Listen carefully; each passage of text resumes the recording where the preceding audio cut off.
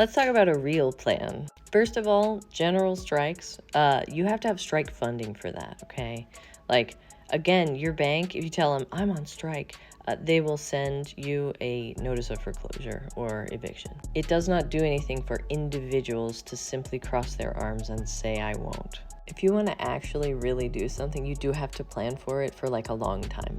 You have to save up money. You have to be able to starve out the capitalists, or they will just starve you out individually as an individual trying to take an individual action. And why is this taking so long? It takes time to coordinate millions of people. One TikTok video that millions of people see isn't gonna do it. It's gonna take years to get this campaign out. And why is this gonna work? Well, a bunch of contracts expire on the same day. The United Auto Workers, Teachers Union. But the problem is, the last time they signed their last collective bargaining agreement, they signed no strike clauses.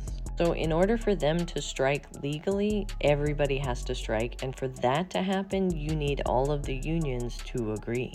This is how collective bargaining actually works, is that you actually have to get enough people collectively to bargain. If I convince 30 people to cross their arms and stop working, it's just going to affect those 30 people. It's not going to affect capitalism. A general strike isn't going to happen on a whim. Say, labor organizers who actually spend their real time actually doing this all the time.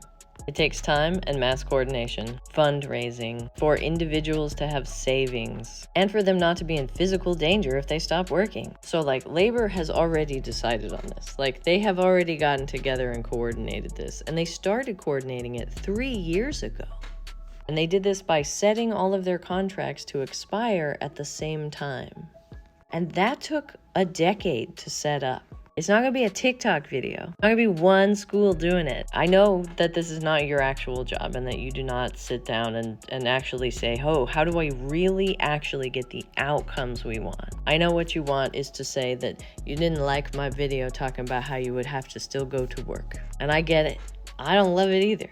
But if you want stuff to happen, you have to plan for it. And you have to take a lot of little tiny steps for a long time. And you have to have everybody coordinated, which is hard. It's just hard. People are busy. They're not all watching TikTok. Some of them got kids or like sick family members, or they're literally fleeing persecution right now and they're not checking their messages. So if you want to do something about it, why don't you get up and do something about it yourself?